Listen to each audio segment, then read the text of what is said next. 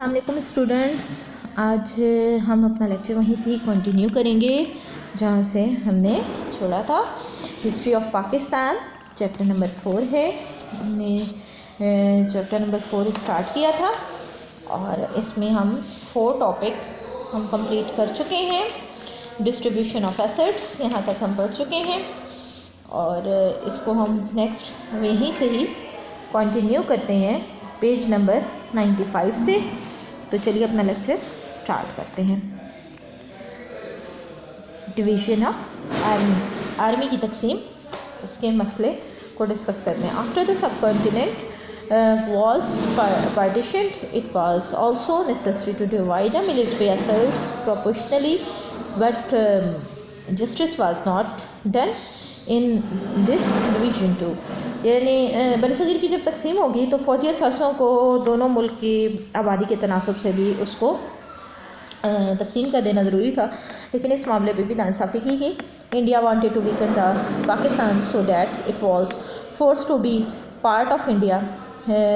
Before the partition the commander of united India did not like arm forces to be divide.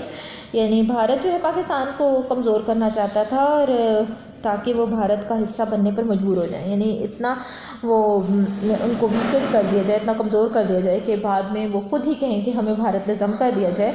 तकसीम से पहले ही जो commander था फ़ौज का वो ये नहीं चाहता था कि अफवाज को बांटा जाए, वो एक ही कमांड के नीचे रखना चाहता था।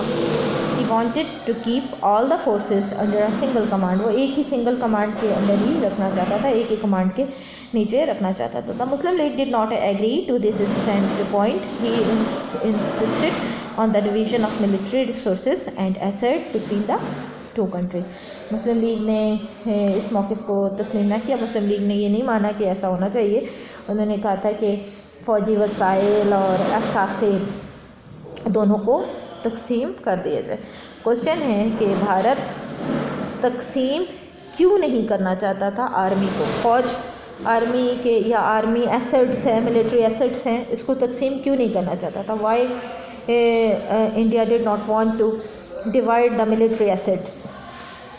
नेक्स्ट है the British government had to accept this demand, कि जो ब्रिटिश गवर्नमेंट है जो है उसने तो इस डिमांड को एक्सेप्ट कर लिया था कि it was decided that the army assets between the two country be divided in the proportion of 64 to India and the 36 to Pakistan. यानी उनका यह ख़्याल था कि प्रोपोर्शन के हिसाब से उनकी तकसीम कर दी जाए।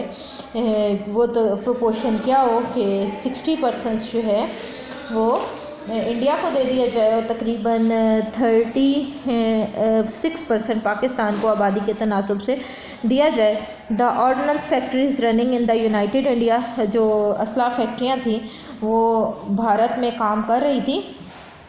असला फैक्ट्रियाँ जो है तमाम जो है वो not a single one was setup in the area include in Pakistan, और कोई भी तकसीम के वक्त ही से कोई भी जो है पाकिस्तान में को नहीं दी गई थी ऑर्डिनेंस फैक्ट्री का area. What was the mentioned of the shifting an ordnance factory to Pakistan, and the Indian cabinet was not willing even to shift a small part of a machinery to Pakistan। यानी भारत असला साज फैक्ट्रियाँ तो क्या, मशीनी पुर्जा, यानी machine का एक सिंगल पुर्जा भी पाकिस्तान में मुंतकिल नहीं करना चाहता था। मतलब उसका ये ख्याल था कि ऑर्डिनेंस फैक्ट्रियाँ तो दूर की बात है, कोई एक सिंगल पार्ट भी जो है वो पाकिस्तान को ना दिया जाए। आफ्टर अ लॉन्ग डिस्कशन, बहुत सारी डिस्कशन हुई, बहुत देर तक हुई, it was decided that Pakistan has given a 60 million to set up the ordnance factory of their own. यानी पाकिस्तान को तकरीबन 60 मिलियन दिए गए ताकि वो अपनी एक फैक्ट्री कायम कर ले। Each formula develop for the distribution of the general military asset was rejected by the Indian government. Indian government ने क्या किया, हर फार्मूला, जो भी फार्मूला तैयार किया जाता असासों की तकसीम का, वो मुस्तरद कर देती। This made a condition even a Wars and more complex, और इस सूरत हाल मज़ीद पेचीदा होती चली जा रही थी। इन दिस वे पाकिस्तान आज deprive of his due share, इस सूरत हाल में पाकिस्तान को अपने जो शेयर है उससे महरूम कर दिया गया। पाकिस्तान और इंडिया को कितने परसेंट एसेट्स मिलने चाहिए थे और कितने परसेंट पाकिस्तान को ये एसेट्स मिले। ये क्वेश्चन है कि जो है पाकिस्तान को एसेट्स का कितना हिस्सा मिला, ठीक है, मिलिट्री एसेट्स का। नंबर 6 पॉइंट है द रिवर इशू, यानी दरियाई पानी का मसला था। द पार्टीशन ऑफ अ सब continent affected the natural flow of the river, जो पार्टीशन थी उसको जो है मुतासर करके दरियाई पानी के बहाव पर भी असर डाला गया।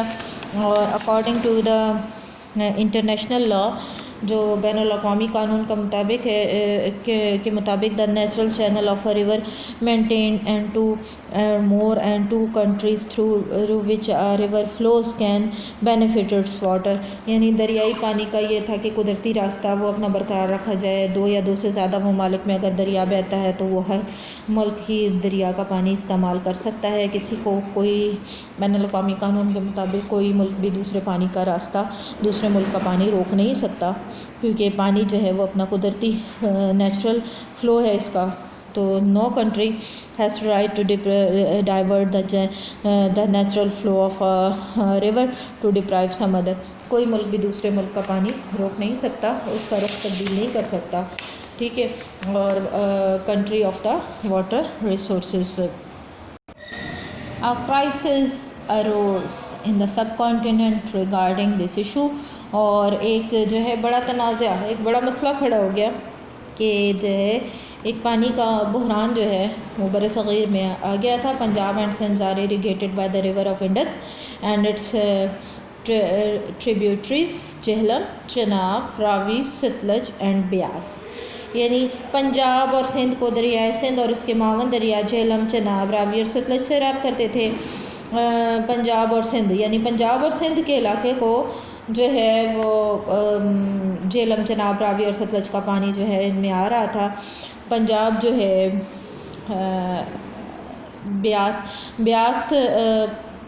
Beas pass through India before they inter Pakistan, यानी ब्यास जो है वो पाकिस्तान में दाखिल होने से पहले वो इंडिया से गुजरता है।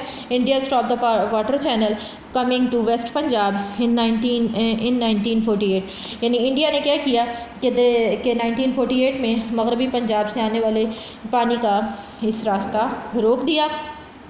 And it was the step to destroy the economy of Punjab and Sindh because the river are a clear source of irrigation in these areas. तो इस तरह उसने क्या किया है कि इकॉनमी को तबाह करने की कोशिश की पंजाब और सिंध की, और क्योंकि जो है आबी पानी ये जो दरिया थे ये पाकिस्तान के इस एरिया को, पंजाब और सिंध को सैराब कर रहे थे, ये इसी की वजह से काश्तकारी हो रही थी। And other injustice was done by the boundary commission form the under headship of Radcliffe ने एक और जो है वो इनजस्टिस नाइंसाफ़ी की थी बाउंड्री कमीशन में काम करते हुए। हदबंदी कमीशन ने एक और जो है वो नाइंसाफ़ी की पाकिस्तान के साथ, in spite of fact that the most of the headworks were in the areas of Muslim majority, के ज़्यादातर के हेडवर्क्स जो थे वो ज़्यादातर वो मुस्लिम अक्सरियती सूबे में होने के बावजूद जो है वो किसको दे दिए गए, वो इंडिया को दे दिए गए। Radcliffe handed over to India, वो मुस्लिम मेजॉरिटी एरियाज़ में ये हेडवर्क थे लेकिन वो इंडिया को दे दिए गए। This conspiracy could result in agriculture and economic destruction of Pakistan, ये जो है ये साजिश किसकी वजह से थी, इसकी साजिश की वजह से पाकिस्तान का जो एग्रीकल्चर है यानी ज़राअत है और पाकिस्तान की जो मईशत है उसको बुरी तरह नुकसान पहुँचा। When India decided to build a dam on a river Sutlej, और जब इंडिया ने जो है वो फैसला किया कि सतलज पर वो अपना एक डैम बनाएगा, Pakistan protest strongly against it, Pakistan ने इस पर जो है वो बहुत प्रोटेस्ट किया, मुखालफत की। And Pakistan inform the international community of the severity of the this issue. Pakistan इस मसले पर एहतजाज किया और आलमी बरादरी को इस मसले से आगाह किया, इस मसले की शिद्दत से आगाह किया। An agreement brokered by the world bank, और आलमी बैंक की मदद से दोनों मुल्कों के दरमियान जो है वो एक माहिदा हुआ, was signed between the India and Pakistan in September 1960। 1960 में एक माहदा हुआ। This agreement is known as Indus water treaty. इसको सिंतास का माहदा कहा जाता है। India retain right the three eastern rivers named Ravi, Beas and Sutlej. India को 3 मशरक़ी दरियाओं का हक दे दिया गया, रावी, ब्यास और सतलज का। और पाकिस्तान अब turn exclusively rightly for 3 western river name Indus, Jhelum and Chenab. Pakistan को रावी, चेनाब और झेलम और इंडस सिंध का पानी का जो है वो दे दिया गया। क्वेश्चन है write a note on Indus water treaty. And next point देख लें, issue of states. During the British rule there was 635 princely state in India. तकरीबन बरतानवी दौर में तकरीबन 635 के लगभग देसी रियासतें थीं। When the time of the freedom approach near the people started to think about the future of these state. जब जो है आज़ादी का वक्त करीब आया तो रियासतों के मुस्तकबिल के बारे में सोचा जाने लगा। The people in cabinet mission plan the ruler of these states were asked to participate in the constitution making a process of their future status as well as protection of their interest। काबीना mission के हवाले से रियासतों के हुक्मरान को कहा गया कि वो अपने मुस्तकबिल के बारे में, अपने मफादात के तहफ़्फ़ुज़ के बारे में के लिए दस्तूर साजी के अमल में शरीक हों। यानी कि आइन जब बनाया जाए तो उस इलाके का जो सरबराह है या देसी रियासतों के साथ जो सरबराह राजा महाराजा वो ख़ुद बताएं कि उनके कि किस तरह से वो अपने मुस्तकबिल में के बारे में, अपने मफादात, अपने राइट्स के बारे में ख़ुद फ़ैसला करें। The ruler were also advise to keep in mind the choice of the people. उन्होंने ये भी कहा कि हुक्मरान ये भी नज़र रखे कि उनके इलाके में रहने वाले लोगों के रुझानात क्या हैं, उनके रिलीजियस एफिलिएशन, उनके मजहबी रुझानात क्या हैं, यानी कि मज़हब यानी कि हिंदू हैं या मुस्लिम हैं। The British government announce the termination of its control over India and Indian states on 20 फरवरी 1947। यानी हुकूमत बरतानिया ने 20 फरवरी 1947 को इंडिया और इंडियन रियासतों से अपना कंट्रोल उठाने का ऐलान कर लिया। यानी तमाम रियासतों पर जो गवर्नमेंट रेट थी, बरतानवी गवर्नमेंट रेट, वो ख़त्म हो चुकी थी। तो इस सूरत हाल में जो है under this announcement to decolonization the state decided to affiliate either with Pakistan और इंडिया। यानी इसके तहत, इस ऐलान के तहत रियासतों ने ख़ुद फैसला करना था कि वो भारत के साथ शामिल होना चाहते हैं या पाकिस्तान के साथ। No immediate steps was taken by the state of Hyderabad, Junagadh, मनावा, हैदराबाद, दक्कन, जूनागढ़, मनावा एंड रासिद, जम्मू और Kashmir.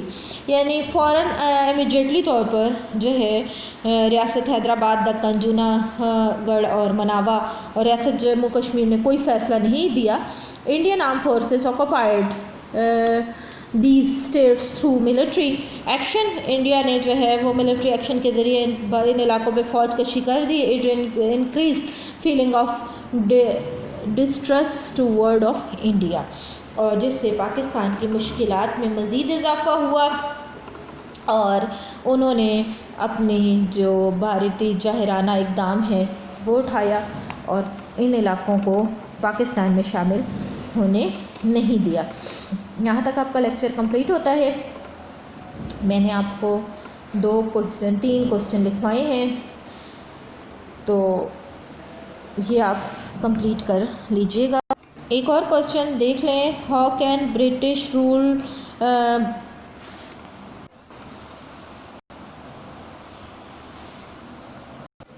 How British divide the princely states. यानी देसी रियासतें जो थी उनको ब्रिटिश स्टेट ने किस तरह डिवाइड किया। तो ये क्वेश्चन भी आप ऐड कर लें और इसको कर लीजिएगा अपनी असाइनमेंट के तौर पर, और अपना बहुत ख्याल रखिएगा। अल्लाह हाफ़िज़।